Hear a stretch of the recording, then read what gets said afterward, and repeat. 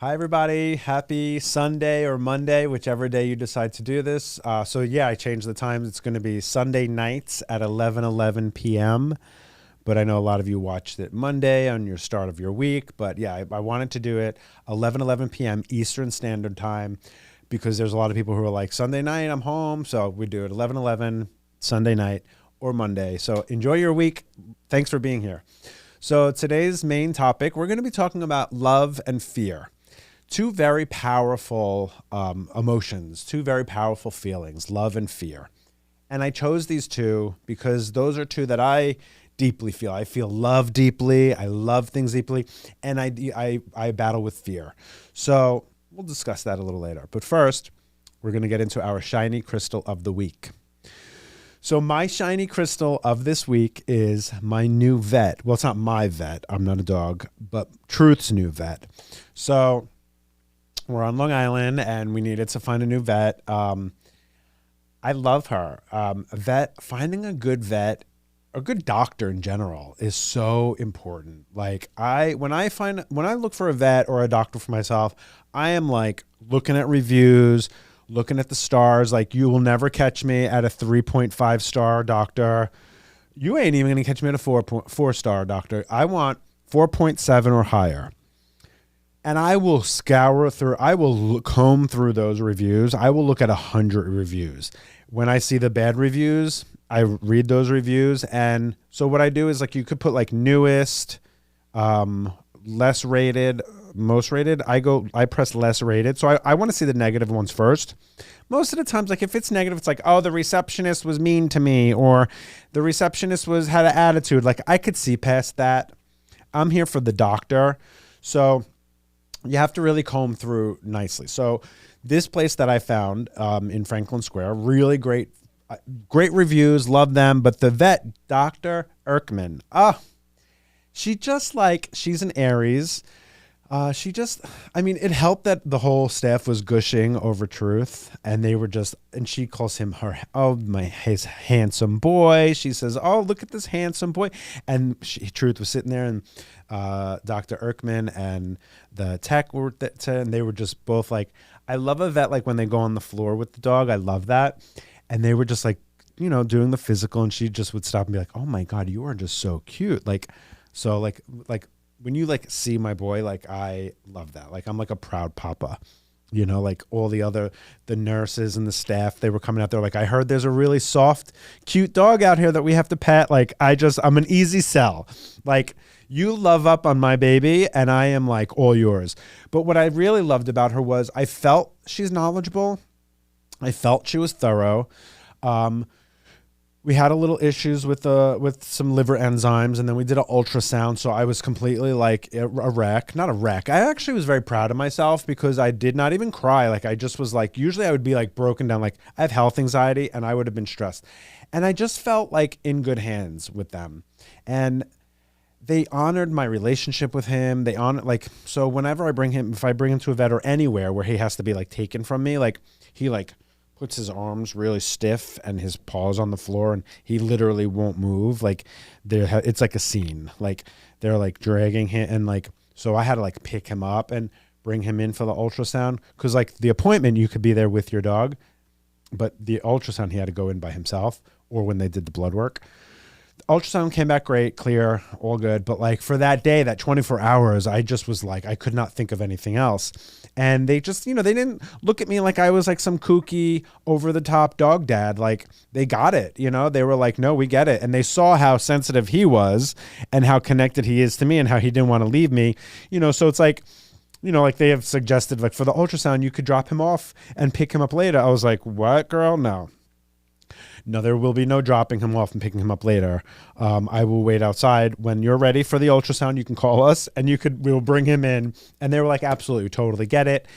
And then one of the other doctors called me back with the results because Dr. Erkman was not in the office, and she just was so thorough. She just was going over all the different things we could talk, that it could be, or this or that, or, just I loved the compassion and like the talking to me and the informing me, not making me feel like I was annoying or burdening. And I just felt good about having the care. They're also very like on point, like very like, you're there. I waited not long. I was in. So Dr. Erkman, you're our shiny crystal of the week. Thank you for being good to my baby.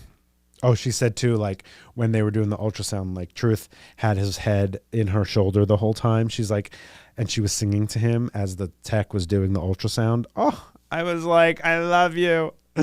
So shout out to them. All right, let's go on to our celeb big three. So today we're doing our moon in Libra. Our celeb big three, I chose Ariana Grande. Her sun sign is Cancer, her moon is Libra, and her rising is Capricorn.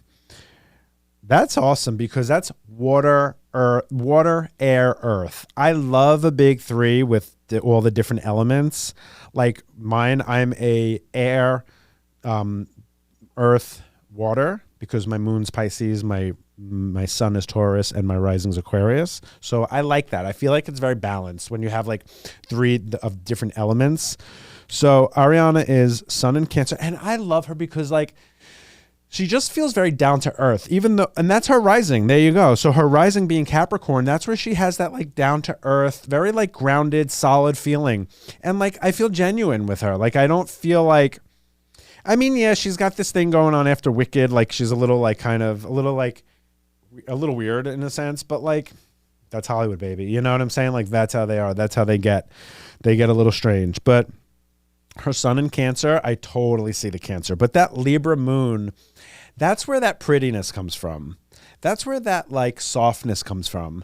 That's where that shade comes from. I got to say with my Libra girls, you know, you got that shade. You know, it's funny because Libra people, Libra women especially, they're the balance, they're the scale, they're the peace, but yet they always seem to be in the middle of drama. It's just so, that's what I always feel. But I do say with my Libra girls, you have the power of magic and alchemy, manifestation.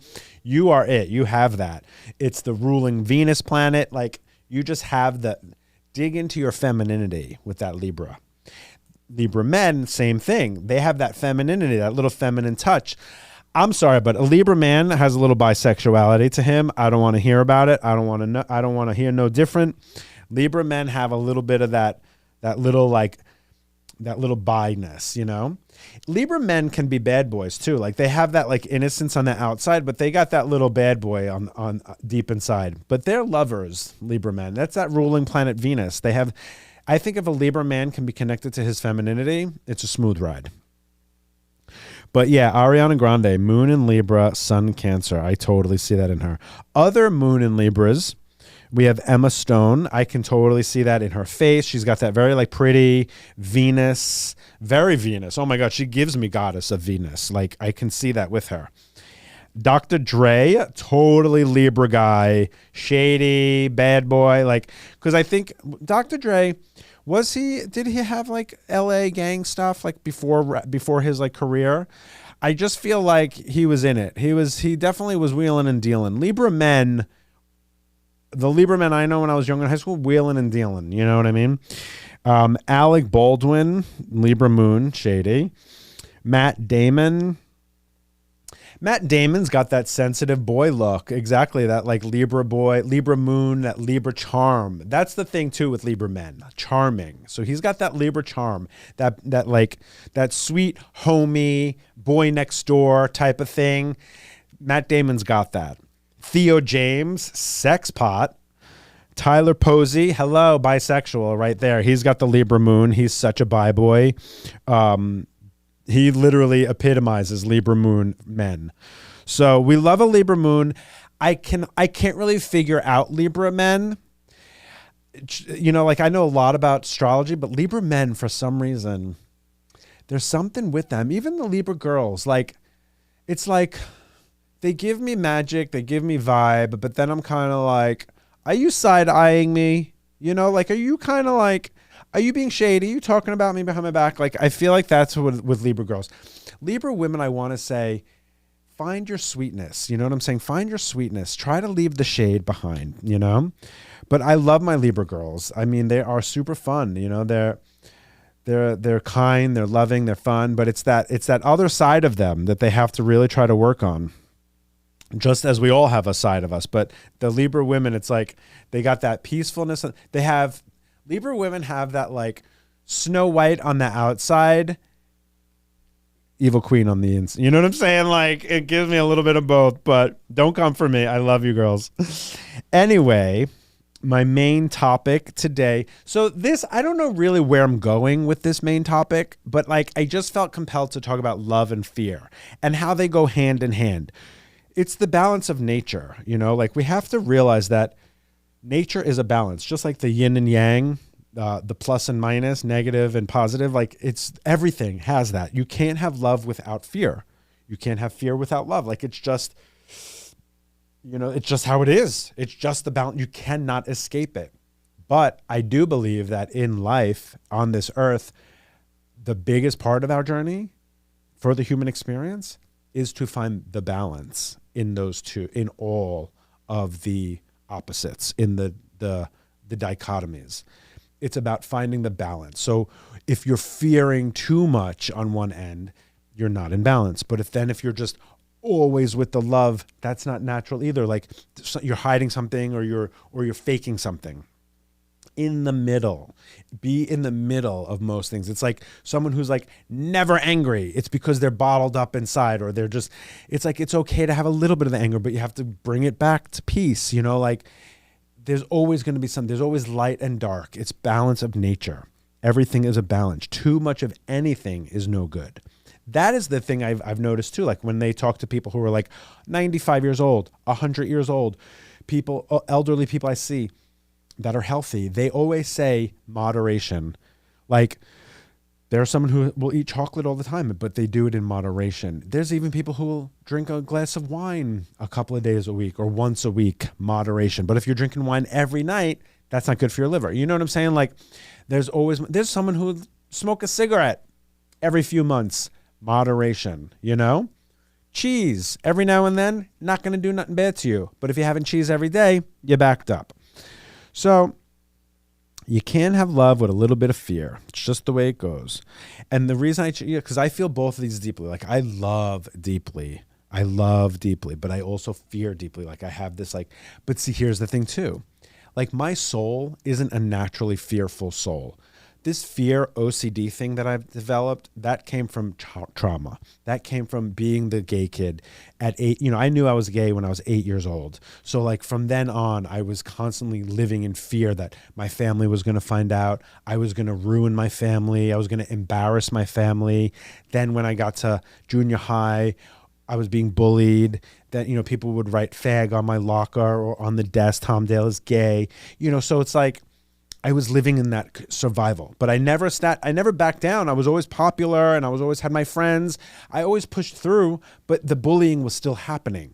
Or people would like the older kids, I'd be walking down the hall because I always had like a girlfriend, or I was always like with the popular crowd. So like the older jocks would be like, I'd be walking, they'd be like gay, fag. You know, they would like say it just to me. Like it was really fucked up, but that's where my fear and OCD started, because it was like a constant like, you know, and I didn't have anyone who would acknowledge it or say like, you know, is there anything going on? Are you okay? Or are you gay? It's okay. You know, like I have a cousin who was married to someone who knew he said I was gay when I was 2-3 years old. He could tell that I was gay. Like it was obvious, but that's my journey. Okay. That's part of it. I'm learning to work through it. I'm learning to reparent it. I'm learning to like let go of it, try to fix the fear stuff, the constant worry, but that happened in child development, you know?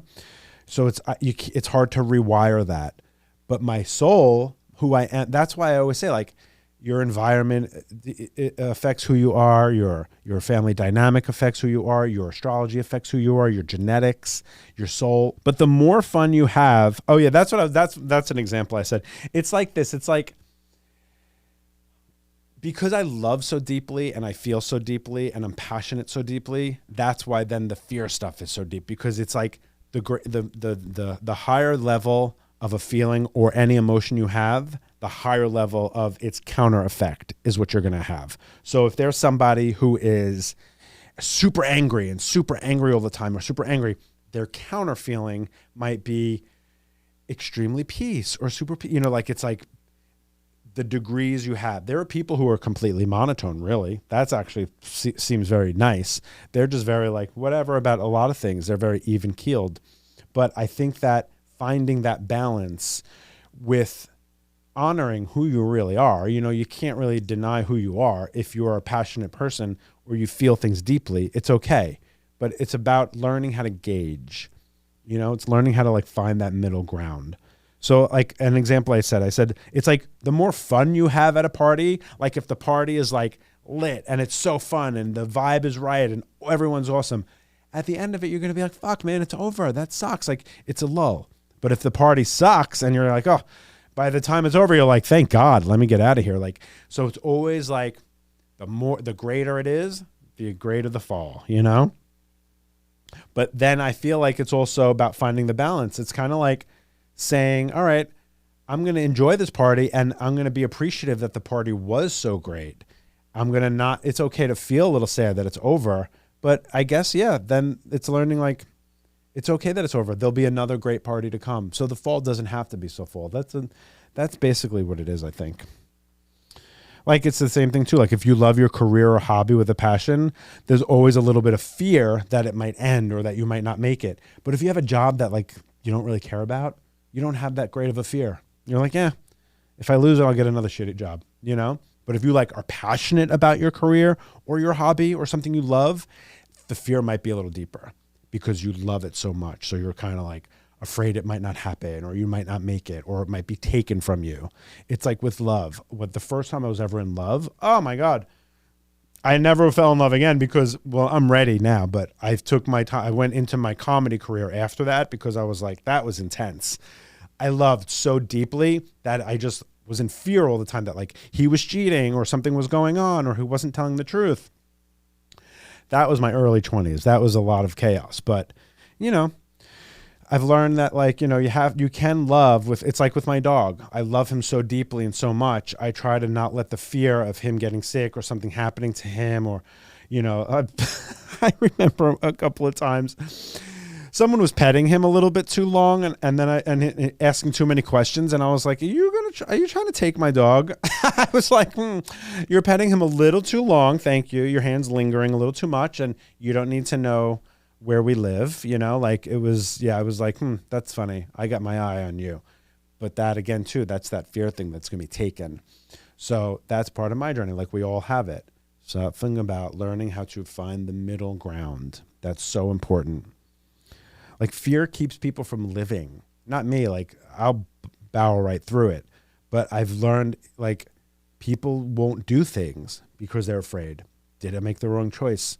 Is this going to be right? You won't know until you do it. I can feel it actually for people. Like when I'm doing a reading for somebody, I can feel if it's going to be right or wrong. But at the end of the day, they have to take that chance. They have to take that opportunity to see it on the other side, to experience it. All the wisdom that I have or all the things, the advice I give or all the things I talk about come from a place of experience. It comes from a place of going through it myself or experiencing it myself or the clairsentient where I just have this feeling of knowing. That's always been a thing since I was a kid, but that's why I've worked so hard with all, any stuff from childhood because I want these abilities that I have to shine even stronger and even brighter because without all that other stuff. But that's why when I do a reading, I have to be in a meditative state. When I'm in my meditative state, it's literally just a channel. Like it's the universe speaking through me. It's the spirits speaking through me. Once we're done with our readings, I close it up and I'm back out into the world. But some fear is good, but it's like, it's like this. Don't fear the dentist so much that you never go to the dentist and then your teeth rot. Like get through it, because it's better to nip it in the bud, keep an eye on your teeth so that you don't have to worry about fearing the dentist. A little bit of fear is good. Oh, that dark alley looks a little strange. Yeah, don't go down that. If you're not feeling right about it, if you feel a little fear about it, sometimes I'll meet somebody and I just get this irky feeling and I'm like, there's times I've done a reading for someone and in my head, I'm like, I don't know about, I don't know about this person, like it's just, You get like a feeling about certain people. Although I will say 99.99% of the people that I've done readings for, I absolutely adore and love, because it's just a vibe that I think I'm attracting, the right people. Dating, yeah, that's another thing. Like, don't fear love because you're afraid of losing it or being rejected. That was one of the things that I wouldn't, after I broke up with my boyfriend, after that whole thing, that whole era, I didn't want to date anymore. You know, I didn't want to put myself out there. I didn't want to be vulnerable. I didn't want to feel rejected. I didn't want to feel like, I didn't want to go through it again. I didn't want to fall in love again because I was afraid. I didn't want to feel that love. And then when it was gone, it was gone. Like I was like, I don't want to go through that. I battled with that with my dog. Like when I fell in love with him and realized how much I loved him, I was like, holy shit, one day when you go away or pass away, like I'm going to be destroyed. And I go back and forth where it's like, will I get another dog? Do I want to experience that again? I don't know, because I haven't felt that grief yet, but I hope that I'm at a place where I'm strong and I'm wise and I'm enlightened enough to know that like, I'm just happy I get to experience this time with him now. And I never want to not do it because I'm afraid of the pain and the grief.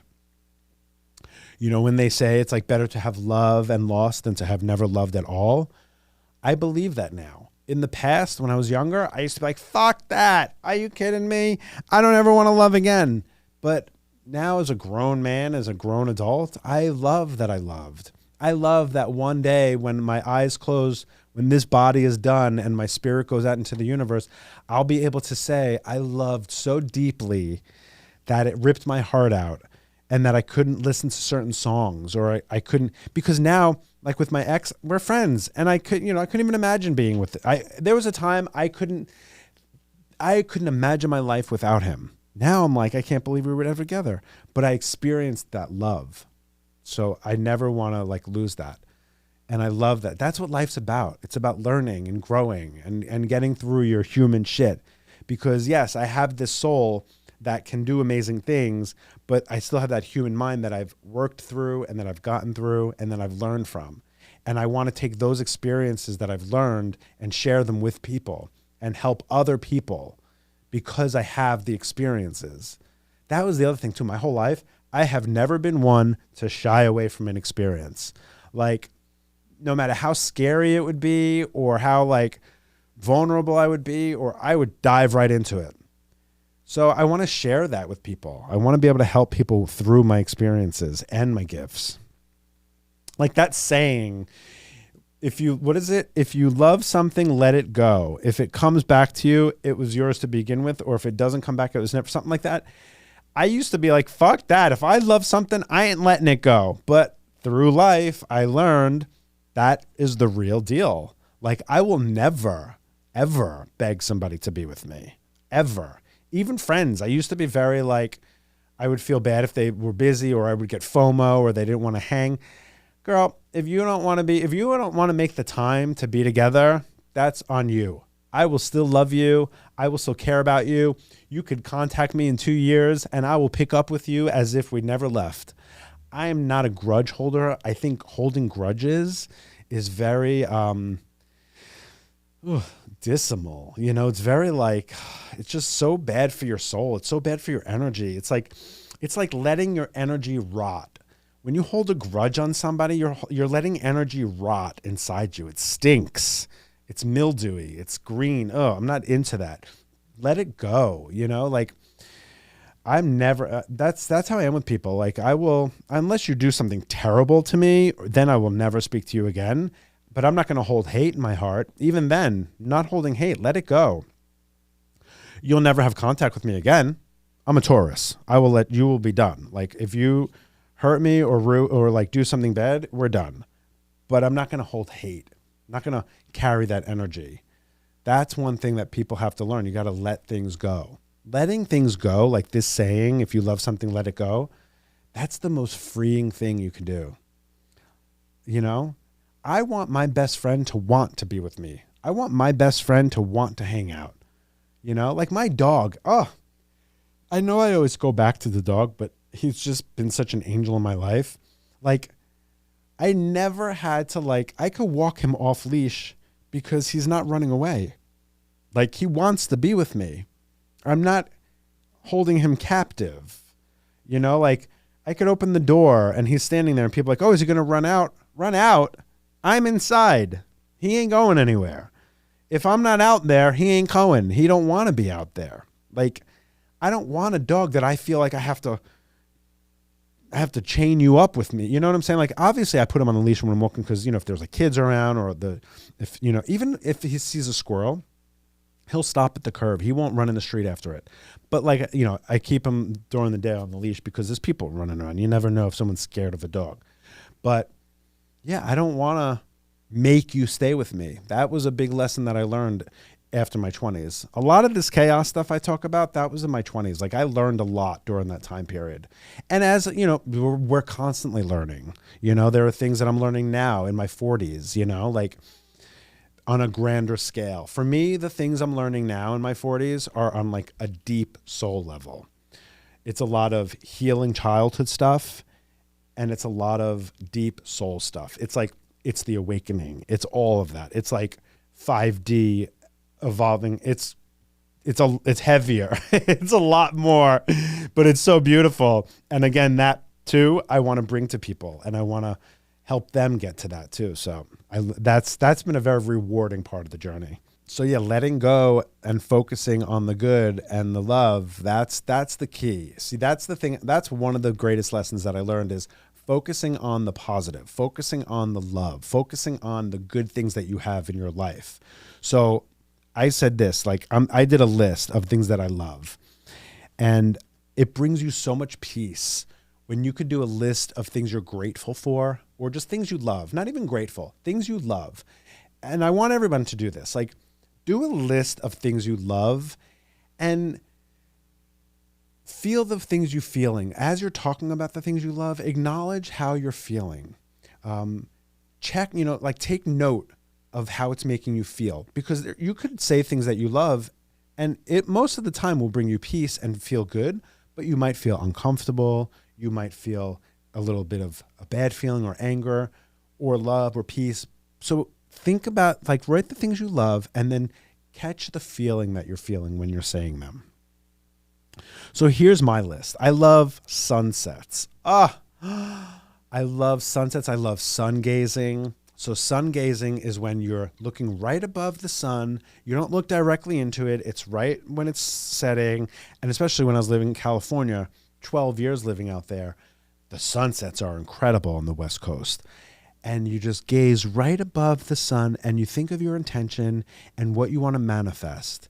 And the sun has so much energy and it's so powerful and it's so vibrant. But when it's setting, there's a certain element to it that gives you power when you're manifesting. So you look right above it and you just look at it and let that energy absorb you and put out your intention and manifest what you want. And it's really powerful. Sun gazing, it's called. I love beach air. Oh my goodness. The beach air just gives it. Every time I come back from the beach, I feel so alive. I feel so at peace. It's ionized, they say. Like the beach air is ionized. So it's got like different, I'm not a scientist, but from what it's like molecules or neuron, something. It's ionized. That's what I heard. And there's something in the air that literally brings you chill. It brings you calmness. So the beach air just, oh my goodness. Like if I was ever going to be a homeless person, I will be on the beach. Pine trees. Oh my goodness. Pine trees just bring me, there's such a sense of peace that I feel when I see a pine tree or smell a pine tree. Oh my God. And it goes back to when I was a kid, when we lived in Florida for 2 years.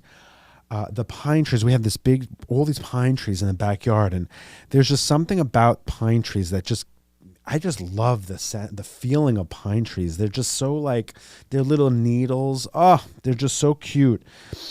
And the smell of them, it's always anytime I'm around pine trees, for some reason, it feels crisp. The air just feels nice. Bacon cheeseburgers. Oh my goodness. I could eat it if I didn't have to worry about my liver or bacon cheeseburgers. I would be every day like Garfield. I would just be shoving bacon cheeseburgers like Scooby-Doo down my throat.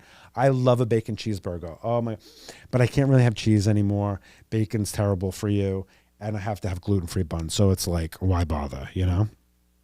The 90s, I love there's something about the 90s aesthetically that's so like, I could throw on like a 90s teen movie and I just feel there's just something about it. Like, it just gives me that sense of like everything's okay. You know, the 90s, there's something about the clothing and the music, and it just felt like the last great era, you know, like there's just the coloring of the 90s. And even though there was grunge, it still felt like a very like even like, I don't know, the movies of the 90s, the late 90s especially, like there's something about 97, 98, 99, those movies just like, it's just that before the millennium. I feel like 2000 to 2025 has been 1 year, you know, it's just, and so much has happened, but the 90s feel so palatable.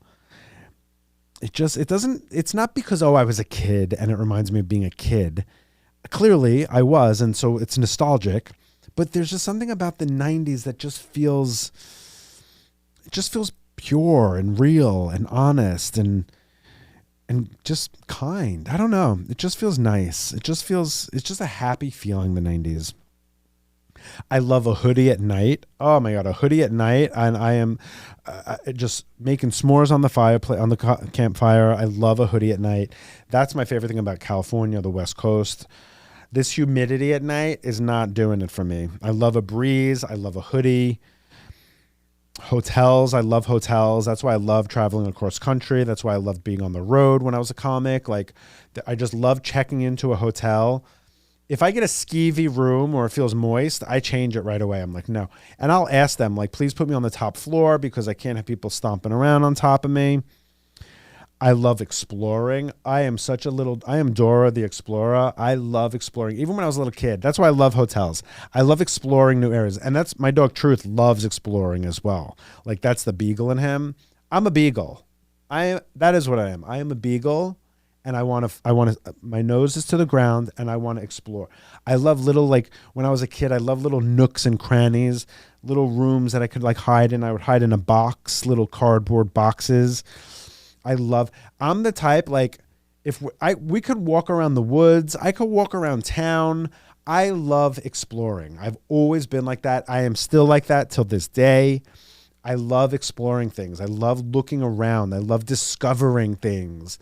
I love revisiting things when, like as a kid, like as an adult, when I was a kid, like I just love putting myself in that child, like when I was like a kid exploring. And if I'm an adult now, I'd go back to some of those spots and it'd be like, wow, like I was this little guy, like just, what does it look like now? It's just, I love discovering stuff. That's why traveling cross country is one of my favorite things. If you ever get the chance to do that, do it once in your life. Preferably with a dog, but if you have a family, I'm sure that could be fun too. But driving across country is incredible. Make a list. So make a list. I'm reading my notes here. Make a list and do that and see how it makes you feel. I know for me, when I made that list, I felt nothing but joy and peace. It brings me such peace. That's that gratuity things. That's how you manifest good energy. All right, so let's go on to our new segment, Voice Note Astrology. So, Jay, roll the tape. I'm getting married in October, and I guess my question is, between my partner and I, what are some pitfalls we need to look out for because of our birth charts, and how would we navigate those? So I am Libra sun, Libra moon, Gemini rising, and he is Aquarius sun, Aquarius moon, Aries rising. So yeah, thanks again. This is so much fun. Bye. Well, thank you. Thank you for sending the voice note. And let's see what we got here. So I love that, how you phrased it, the pitfalls. Love that. First of all, this relationship is air, air, air, all air. So it's funny because in the previous episode, we talked about, oh, no, wait, girl, this is so perfect. Because today, no, we talked about the moon in Libra. That's hilarious. I did not plan this. I planned, but I didn't I didn't put these two together. And I was talking about my Libra girls. She's a sun Libra and a moon in Libra. Oh my God. Hilarious. Okay.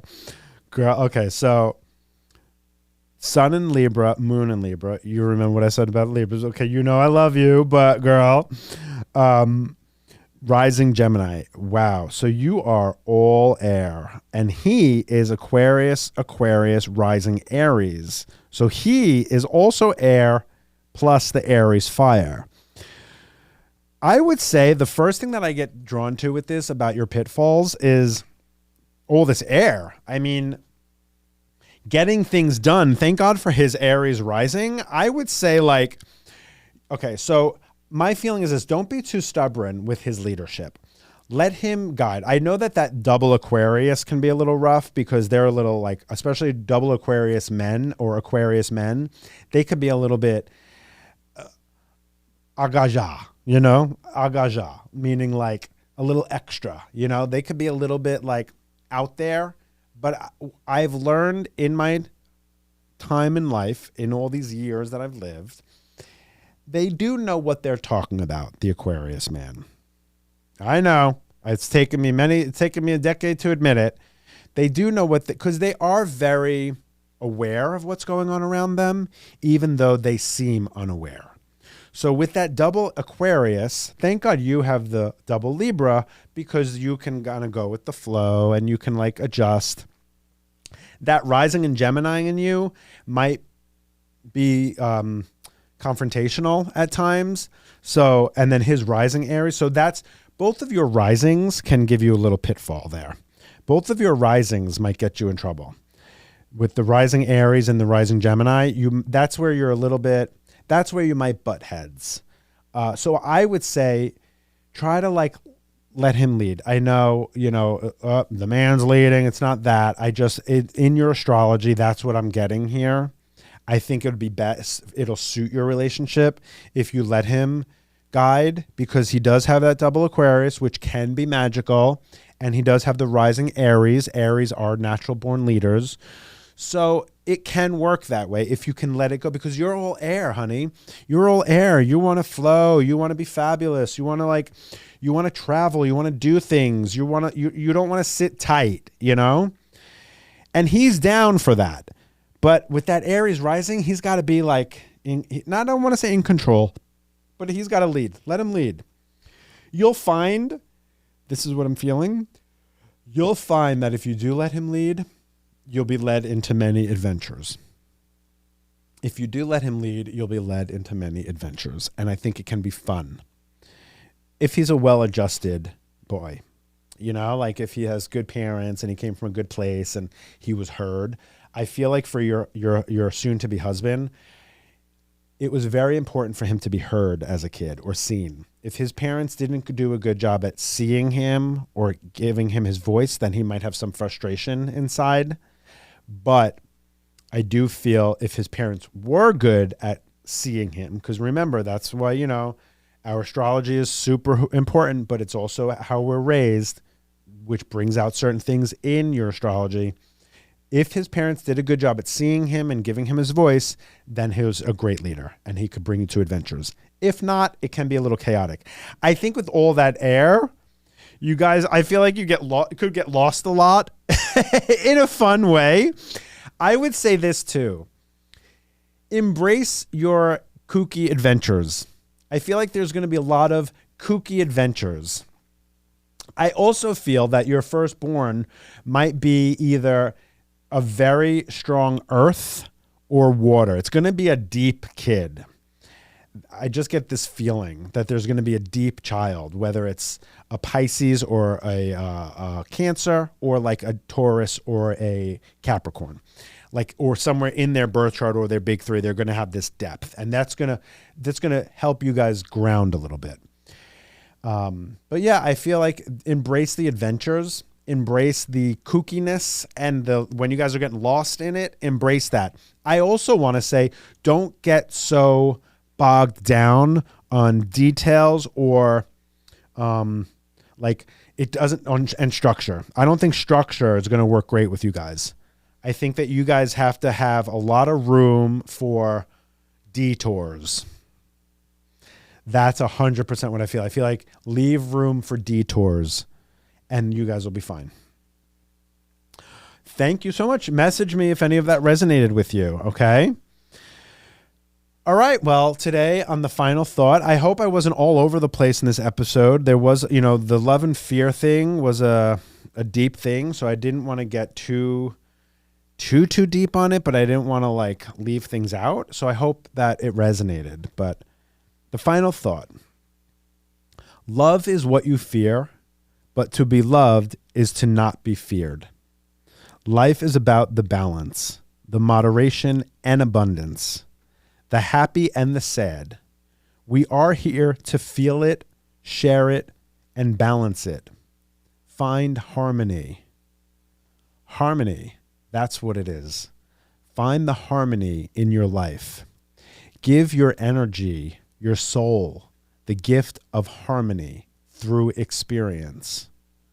Don't be afraid of it. Dive right in. It's yours to have, all of it. The good, the bad, the ugly. We are all ugly in the most beautiful way.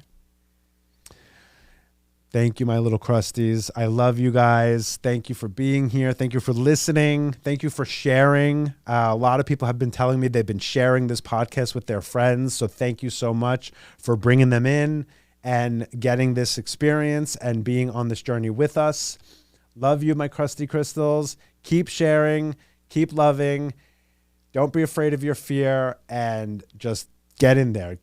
Don't be afraid to do things. Love you guys. See you soon.